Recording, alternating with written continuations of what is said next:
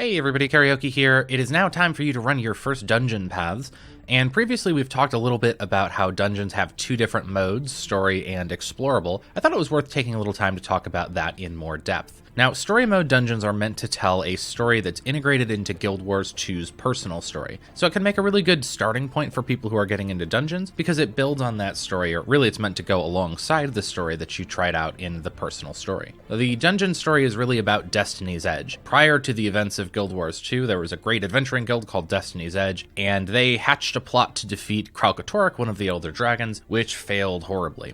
No spoilers so far, that was all before the game. Now, in the story of Guild Wars 2, Destiny's Edge, they've basically been separated and they're trying to get back together, or at least Air is trying to get them back together, and you see how that plays out in the story mode of the dungeons. So in story mode, we're going to follow the story of Destiny's Edge across the 8 different dungeons, and doing that story mode will give you a reward of about 50 silver and no dungeon tokens. We'll talk about tokens a little more later. And these paths tend to be relatively easy. They're just meant to introduce this story of the different characters. Now, lengthwise, they also can vary quite a bit. Some of the earlier story modes are relatively short, at least if you're running in an experienced group. Obviously, the more experienced you are, the faster you'll get through them. But even with experienced groups, some of the later story modes can take, 30, 40 minutes to get through, so they can tend to be a little bit longer. Explorable mode dungeons, on the other hand, are really talking about the history and the lore of the dungeon. So you're not following Destiny's Edge through the dungeon, but rather, what's going on in Ascalonian Catacombs, what's going on in Caudicus Manor. These reward a variable amount of gold. It tends to be higher than story mode, but it does vary path by path, and you'll get 100 tokens that are specific dungeon currency at the end of the run. Now, the difficulty can also vary quite a bit, especially, again, based on your experience, but in general,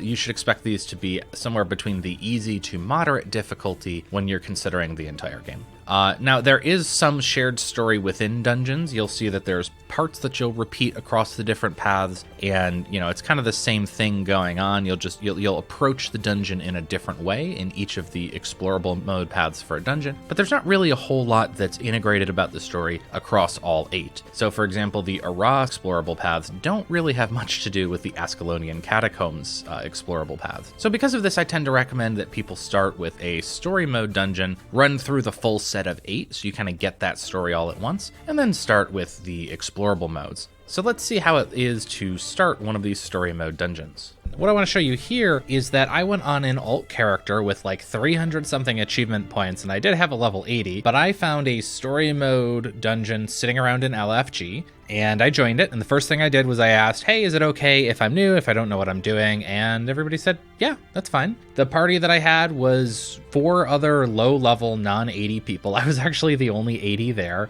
Nobody was following my little rules of running consumables, which, is fine. You can't always expect people to do that. I know I'm a little weird about that, but we just went in and did the run. It was no big deal. It was a little slower than your average, guild group or pro run, but it was smooth and easy and a good time. So I think that this is a pretty good sign. Trying this every so often is interesting for me because I'm used to running with my guild and I don't really get to see what it's like out there, but this was a really friendly group. They were helpful. As we were doing the runs, some of the guys were calling out things that were, important or were going to get you. A couple of them seemed to know what they were doing. A couple of the other guys seemed to be pretty new, but overall it was a pretty smooth and easy run. And so I think this is something that you can definitely do if you get yourself kind of geared up decently and show up and join one of these story mode groups and just ask, hey, is it okay if I'm new? Now, if they say no, if they don't want you there, then make your own group. Go back to LFG and say story mode, new, figuring stuff out or whatever. And I bet you'll have people join pretty quickly. As a side note, if you get into a group and they don't want to watch cutscenes, but you'd like to see them, I know they have links to them on gw2dungeons.net. You can always go and watch them again after the fact. It's not quite the same as getting them in real time, but it's still a good thing to do. If you are planning on watching cutscenes, just let your party know. I never mind when people do, but some people might be a little bit upset about it. So just ask. In worst case, if people don't want to do that, just leave and start your own group. That's really the motto of any dungeon runner. Join groups that do content the way you want to do it. And if nobody wants to do it your way, start your own group. Good luck, everybody. I'm going to say go out tonight. If you haven't already, do some story mode dungeons. Try them out. They're a lot of fun. And let me know how that goes for you. We'll be back tomorrow. We're going to talk a little bit about why I think guilds are one of the best ways to get started with running dungeons. Thanks, everybody, and I'll see you there.